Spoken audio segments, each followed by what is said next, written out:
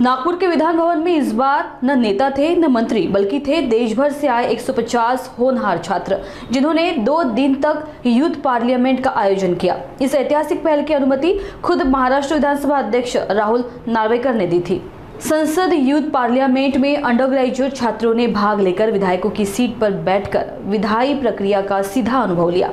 इसके लिए विधान भवन और आमदार निवास छात्रों के लिए उपलब्ध कराए गए। आयोजकों का कहना है कि यह युवाओं के लिए न केवल राजनीति की समझ बढ़ाने वाला, बल्कि नेतृत्व क्षमता विकसित करने वाला अनुभव था। राज्य सरकार की यह पहल विधानसभा परिसर को शिक्षा का केंद्र बनाने की दिशा में एक प्रेरणादायी कदम है। अब लक्ष्य है कि शीतकालीन सत्र के इतर भी ऐसे कार्यक्रमों के जरिए आम लोगों को लोकतंत्र और विधान प्रक्रिया से जोड़ा जाए। आइए जानते हैं क्या कहा आयोजकों ने।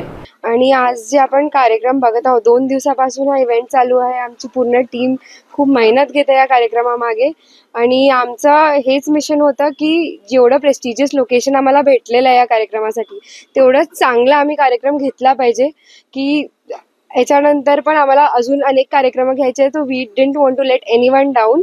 तर हे आमचं मोटो होतं आणि एक ऑल्सो की यूथमध्ये कॉन्फिडन्स आला पाहिजे, लीडरशिप स्किल्स आली पाहिजे, हे आमचं मेन एम होतं कार्यक्रमाचं। आपल्याकडे अराउंड 145 पार्टिसिपेंट्स आहे आणि they are all over India. पूर्ण भारतातील विद्यार्थी आले आहे। राजस्थान, गुजरात, कर्नाटक, पंजाब, महाराष्ट्रातील सुद्धा संभाजीनगर, पुणे, मुंबई सगळीकडून पार्टिसिपेंट्स आहे। आपण त्यांची राहण्याची व्यवस्था सुद्धा MLA हॉस्टेलमध्ये वगैरे केली आहे। तर खूप चांगला रिस्पॉन्स भेटला या कार्यक्रमाला आणि it's a very unique program. भारतातील पहिली वेळा ग्रीन कार्पेटवर एक असा प्रोग्राम होत आहे आणि स्टुडंट्सला बसायला भेटत आहे जिकडे ॲक्च्युअल MLAs बसतात। तर it's a very proud moment for them and for us. आपण जसं मागे ही इमारत बघत असाल, ही आहे नागपूरची विधान भवनची इमारत।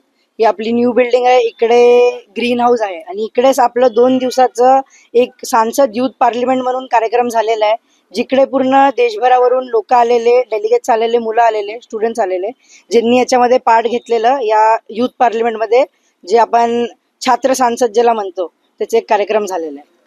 म्हणजे आजच्याच दिवशी 2 महिने पहिले आम्हाला एक ही कल्पना आली की आम्ही या बिल्डिंगमध्ये एक कार्यक्रम, एक यूथ पार्लिमेंटचा कार्यक्रम घेतला पाहिजे, की एक एक्सपिरियन्स द्यायला मुलांना की कसं रिअल MLAs वगैरे कुठे बसतात, की कसं काय प्रोसिडिंग्स राहतात, जे आपण मुलं, जे लोक सिटिझन्स ज्या नेत्यांना वोट करतात, ते एक्झॅक्टली कामं काय करतात, ते एक त्याच्या माध्यमाने आपल्याला कळायला, एक डेलिगेट्सला कळायला भेटेल।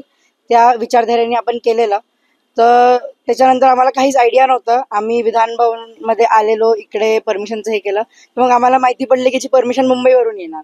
तर मग त्याच्यासाठी आम्ही मुंबई जाऊन परमिशनचं पूर्ण अर्ज वगैरे दिला। परवानगी आम्हाला म्हणजे स्पीकर साहेबांची पण, आमचे स्पीकर साहेब जेवढेही आपले अधिकारी आहेत सगळ्यांनी, स्पीकर साहेब झाले नार्वेकरजी, जितेंद्र भोळेजी आणि आशिषजी देशमुखांचंही एक MLA जे आहे आपले सावनेरचे, त्यांची एक अर्जी होती, तर त्यांच्याकडनं एक आपल्या कार्यक्रमाचं परमिशन भेटलेली आहे।